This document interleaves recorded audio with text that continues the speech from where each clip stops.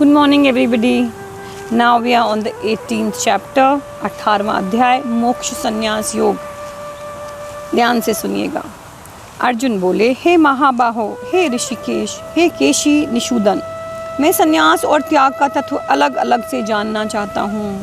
हिसेंग कि मैं बहुत अभी भी थोड़ा थोड़ा कंफ्यूज हूँ। संन्यास और त्याग को अलग अलग करिए, अच्छे से मेरे को समझाइए। श्री भगवान बोले, कई विद्वान काम्य कर्मों के त्याग को ही संन्यास समझते हैं कि भाई कर्म त्याग दो, हो गया संन्यास। कई विद्वान संपूर्ण कर्मों के फल के त्याग को त्याग कहते हैं। कुछ लोग कहते हैं कि नहीं, कर्मों को त्याग करने की जरूरत नहीं है, केवल फलों को त्याग दो, हो गया संन्यास। कई विद्वान ऐसे कहते हैं कि कर्मों को दोष की तरह छोड़ देना चाहिए, और कई विद्वान ऐसा कहते हैं कि यज्ञ, दान और तप रूप कर्मों को त्याग नहीं करना चाहिए। He saying you right, everything is very very confusing. कोई कुछ कहता है, कोई कुछ कहता है। हर ज्ञानी की अपनी अपनी ओपिनियन है। हे भरतवंशियों में श्रेष्ठ अर्जुन, तू संन्यास और त्याग, इन दोनों में से पहले त्याग के विषय में मेरा निश्चय सुन, क्योंकि हे पुरुष श्रेष्ठ, त्याग 3 प्रकार का कहा गया है। द बेस्ट काइंड ऑफ त्याग इज 3 टाइप्स। यज्ञ, दान और तप रूप कर्मों का त्याग नहीं करना चाहिए। These are good karmas. आप इनका त्याग नहीं कर सकते हैं। किसका? यज्ञ का, दान का, और जो तप रूप आपके कर्म हैं, प्रच्युत उनको तो करना ही चाहिए। वी शुड डू इट, क्योंकि यज्ञ, दान और तप, ये तीनों ही कर्म मनुष्यों को पवित्र करते हैं। इफ़ यूर ह्यूमन बीइंग, अगर आप ये तीनों चीज़ें करेंगे तो योर सोल गेट्स प्योरिफाइड। तो आपको तो करना चाहिए, ऐसे थोड़ी कि इनको छोड़ देना चाहिए। हे पार्थ, इन यज्ञ, दान और तप रूप कर्मों को तथा दूसरे भी कर्मों को आसक्ति और फलों की इच्छा का त्याग करके करना चाहिए। ये मेरा निश्चित किया हुआ उत्तम मत है। See again and 1,000 times over.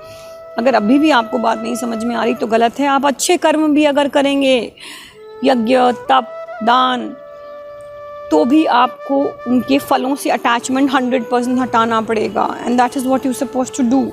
तभी आपका हर काम सात्विक हो जाएगा। और कहते हैं, I am very sure about it, you know that, ये मेरा, I am very clear that this is my opinion. नियत कर्म का तो त्याग करना उचित नहीं है। एनी सेइंग दैट आपको बॉडी मेंटेनेंस के लिए जो आपको एवरीडे कर्म करने हैं, उसको आप कैसे गिव अप कर सकते हो? उसका मोह पूर्वक त्याग करना तामस कहा गया है। लेकिन अगर आप उसमें मोह रखोगे और फिर उसको त्याग कर दोगे, तो ये तो तामसी है। मतलब it is your everyday thing. If you give up on that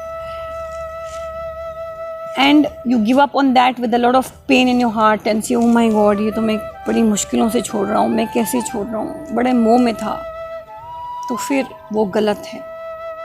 जो कुछ कर्म है दुख रूप ही है, ऐसा समझकर कोई शारीरिक परिश्रम के भय से उसका त्याग कर दे, वह राजस करके भी त्याग के फल को नहीं पाता है। He's saying कि just simply because you don't want to work because you are lazy and आप काम नहीं करना चाहते हो और आप कहते हो कि oh my God, this involves too much of physical labor, तो he says ऐसा त्याग आपको कभी फल नहीं देता है। तो त्याग ये सोच के कि मैं जो भी कर्म करता हूँ वो तो दुख है, इसलिए मैं तो कुछ करूँगी नहीं, मैं लेटे रहूँ, it's a whole lot of nonsense. हे अर्जुन, केवल कर्तव्य मात्र करना है ऐसा समझकर जो नियत कर्म, आसक्ति और फलेच्छा के त्याग के करके किया जाता है, वही सात्विक त्याग है। कौन सा त्याग है? कि ये तो मेरा कर्तव्य कर्म है, मुझे तो इसको करना ही पड़ेगा, उसमें मेरी कोई अटैचमेंट नहीं है, कोई मेरी फल की इच्छा नहीं है, ऐसा जो त्याग है वो सात्विक है। अकुशल कर्म से द्वेष नहीं करता और कुशल कर्म से आसक्त नहीं होता। अगर तुमने कुछ बहुत ही अच्छा काम किया है तो आप उसे अटैच मत हो जाओ, और अगर आपने कुछ किसी ने आपके साथ कुछ गलत काम किया है तो you don't hold it against that person, द्वेष मत करो। वह त्यागी, बुद्धिमान, संदेह रहित अपने स्वरूप में ही स्थित है। सच अ पर्सन, वो क्या होता है? अपनी आत्मा में स्थित हो जाता है, उसको कोई संदेह नहीं होता है। कारण क्या? कि देहधारी मनुष्य के द्वारा संपूर्ण कर्मों का त्याग करना संभव ही नहीं है, इज़ नॉट पॉसिबल। इसे कि आप कर्म कैसे नहीं करोगे? You will still bat eyelid, you will still go to the loo, you will still walk, you will, आप नहीं भी करना चाहते हो तो आपकी body by the force of nature आपको बहुत सारे कर्म करा देती है। इसलिए जो कर्म फल का त्यागी है वही त्यागी है, ऐसा कहा गया है। भाई काम तो आपको करना पड़ेगा, उसके बिना तो नहीं चलता है। तो काम जब करोगे बस फल का त्याग कर दो।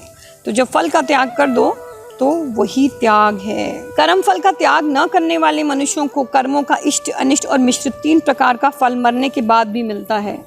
इसी आप कर्म के फलों को, ही नॉट सेइंग कर्म को त्यागो, कर्म के फलों को जब आप त्याग नहीं करते हैं तो आपको 3 तरह का उसका रिजल्ट मिलता है, कुछ अच्छा, कुछ बुरा, कुछ मिक्स्ड। और मरने के बाद भी इट कैरीज फॉरवर्ड। अपने पढ़ा था कि संचित कर्म नाम की भी कोई चीज़ होती है कि आपके सारे के सारे कर्म होते हैं वो जाके एक डिपॉजिट में इकट्ठे हो जाते हैं, एक भगवान के लेजर में दर्ज हो जाते हैं। वो आज नहीं तो आपका प्रारब्ध अगले जन्म में फल जाता है। परंतु कर्म फल का त्याग करने वालों को कोई कहीं भी नहीं होता। बट अगर आपने कर्म फल का त्याग ही कर दिया है और आपको किसी तरह का बंधन ही नहीं है तो फिर क्या होगा कि आप तो मुक्त हो जाएंगे, you will be liberated, you will not be chained and you will move from one body to the other without any बंधन at all। हे महाभाव, कर्मों का अंत करने वाले सांख्य सिद्धांत में संपूर्ण कर्मों की सिद्धि के लिए ये 5 कारण बताए गए हैं। मुझसे तू समझ, सांख्य सिद्धांत के हिसाब से कर्मों को हम क्यों करते हैं, इसके लिए ये 5 कारण बताए गए हैं। इसमें कर्मों की सिद्धि में अधिष्ठान तथा कर्ता और अनेक प्रकार के कारण एवं विविध प्रकार की अलग अलग चेष्टाएं हैं। और वैसे ही 5वां कारण दैव संस्कार है। There are so many reasons by the virtue of which we have to work, and what are they? अधिष्ठान, शरीर और जिस देश में शरीर स्थित है दोनों ही अधिष्ठान हैं। भाई, your work depends on the kind of culture that you're in, the kind of country that you're in, that determines your karma। संपूर्ण क्रियाएं प्रकृति के कार्यों के द्वारा ही होती हैं। इन क्रियाओं को अपनी मानकर जीव कर्ता बन जाता है और कर्मों की सिद्धि में हेतु बन जाता है। कहते हैं कि जब आप इस शरीर को अपना मान लेते हो तो क्या होता है कि bye the force of nature आप बहुत सारा काम कर लेते हो। बट ये आपकी भूल है, ये शरीर आपका नहीं है और आप अपने आप को कर्ता समझने लग जाते हो। Oh I am doing this, oh I am doing that. तो इस कारण से भी आप काम करते हो। करण, 5 कर्मेंद्रियाँ, 5 ज्ञानेंद्रियाँ, मन, बुद्धि और अहंकार, ये 13 करण हैं। ये हमने बहुत बार समझा है that because of this we do our karmas, they facilitate our karmas, right? चेष्टा, कर्मों की सिद्धि में चौथा हेतु मनुष्य के कारणों के द्वारा होने वाली चेष्टाएं हैं। Your power of determination, your willingness to do something, your will power. And then देव संस्कार, 5वां हेतु का नाम देव है। कर्म के अनुसार मनुष्य के अंतकरण में संस्कार होते हैं। देव here means that whatever you do is because of your कर्म संस्कार। हमने बहुत बार समझा है when you come in this world तो उस बॉडी के अंदर आप कुछ सर्टन संस्कार लेके आते हो, सर्टन टेंडेंसीज लेके आते हो, सर्टन पैटर्न्स लेके आते हो, जो लाइनें आपके दिमाग के ऊपर खिंची हुई हैं from your past births. You come and you behave according to your कर्म संस्कार। So here are the 5 reasons because of which एक इंसान कर्म करता है। See how beautiful, भगवान हर चीज़ को आपके लिए थ्रेड बेयर करके, डिसाइफर करके समझा देते हैं। एंड पीपल से Shri Bhagavad Gita is not science, I think it is the most amazing science that I've ever read. It is absolutely stunning। इतनी डिटेलिंग तो मैंने ज़िंदगी में किसी चीज़ की न कभी देखी न कभी समझी। मनुष्य शरीर, वाणी और मन के द्वारा शास्त्र रहित अथवा शास्त्र विरुद्ध जो भी कर्म आरंभ करता है उसके ये पूर्वोक्त 5 हेतु कहे गए हैं। इस मनुष्य शरीर, वाणी और मन के द्वारा, what ever you do with your own body, your mind, your tongue, आप जो भी करते हो या तो शास्त्रों के अकॉर्डिंग करते हो या शास्त्रों के विरुद्ध करते हो, लेकिन you do this because of the 5 reasons that he explained in the last श्लोक। परंतु ऐसे 5 हेतुओं के होने पर भी जो इस कर्मों के विषय में केवल शुद्ध आत्मा को करता देखता है, he saying fine you do all of this, पर अगर आपके दिमाग में बैठ जाती है दैट करता आप नहीं हो, you're not the doer, there's a divine force that is behind everything that you're doing, वह दुष्ट बुद्धि वाला ठीक से नहीं देखता। जब आप अपने आप को करता समझने लगते हो तो आपकी जो बुद्धि है वो दोष वाली दृष्टि हो जाती है और आपकी बुद्धि शुद्ध नहीं होती है और आपने अपने, इसका मतलब विवेक को महत्व नहीं दिया। सो आपको तो ये दिन रात समझना है कि आप करता नहीं है, you are not a doer, आप तो निमित्त मात्र हैं। जिसका अहंकृत भाव है कि मैं करता हूँ, जिसकी बुद्धि लिप्त नहीं होती, वह युद्ध में इन संपूर्ण प्राणियों को मारकर भी न मरता है न बनता है। अब now again coming back to the war scene, आप कृष्ण जो हैं अर्जुन को कह रहे हैं कि अगर तू ये नहीं सोचेगा, ये तेरे अहंकार को ख़त्म कर देगा कि मैं करता हूँ, तो क्या होगा कि जितने लोगों को तू मार भी देगा तो तू बंधेगा नहीं, because by the end of it भगवान ने तुझे केवल एक निमित्त मात्र बनाया है। ये तो होना ही था, तो आपको ये करना है। ज्ञान, ज्ञेय और परिज्ञाता, इन तीनों से कर्म प्रेरणा होती है तथा करण, कर्म और कर्ता, इन तीनों से कर्मों का संग्रह होता है। इसको आगे से समझते हैं थोड़ा सा। कृष्ण ने कर्तव्य भाव रखने वालों की बड़ी निंदा करी है और 17वें श्लोक में न रखने वाले की प्रशंसा की है। कर्तव्य भाव बिल्कुल न रहे, इसी को समझने के लिए ये श्लोक है। It is only taking this forward कि आप कभी भी नहीं समझो कि मैं करता हूँ। ज्ञान, श्रेय और परिज्ञाता से कर्म प्रेरणा होती है। किसी भी प्रवृत्ति के होने से पहले ज्ञान होता है, नॉलेज, मुझे ये करना है। जैसे पानी पीने से पहले प्यास का ज्ञान होता है, यू हैव दैट रिफ्लेक्स कि यार आई एम थर्स्टी, मुझे प्यास हो रही है। जिस विषय का ज्ञान होता है जैसे प्यास का, वह ज्ञेय कहलाता है। द सब्जेक्ट, देखो ये भगवान क्या समझा रहे हैं, when you get that feeling कि मुझे प्यास लग रही है, वो ज्ञान है।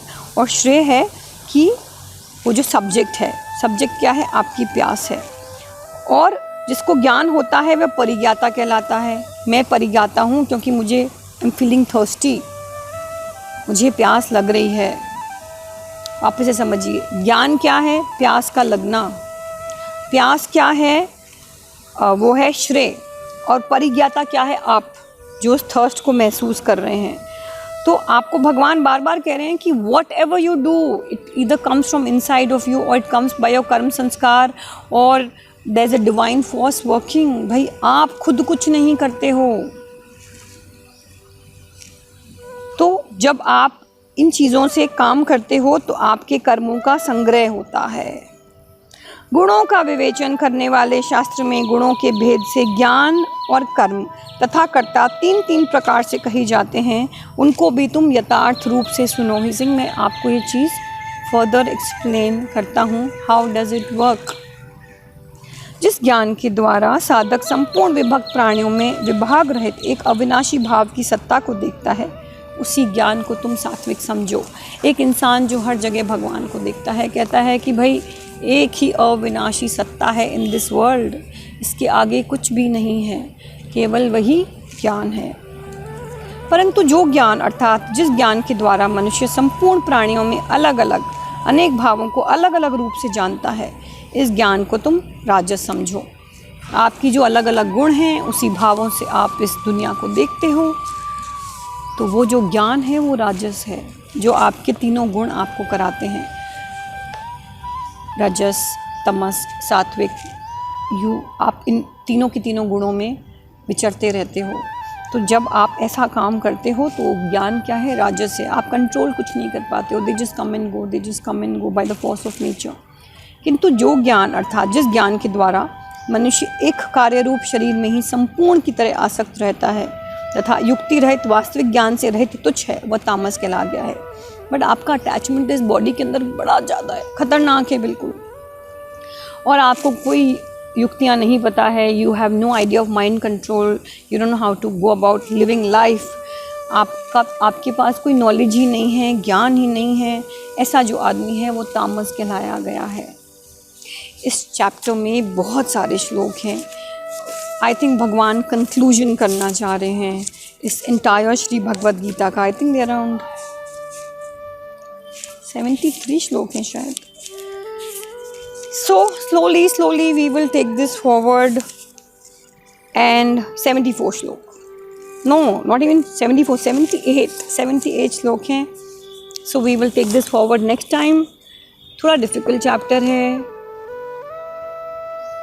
See, there's a lot of difference between a live class and a video. A live class is far more powerful than a video. I'm starting my new batch on Zoom soon. I shall inform you.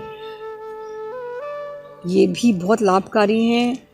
आपको इसमें भी मुझे कोई सवाल करना है, definitely reach out to me, write it in the comments. But apart from that, if you want to join the live class, I shall soon tell you when. Definitely do it. आपका बहुत गज़ब का revision हो जाएगा और बहुत powerful होगा जब आप मुझसे सवाल हाथों हाथ कर सकेंगे और स्टूडेंट्स के सवाल सुन सकेंगे. Take care, have an amazing day.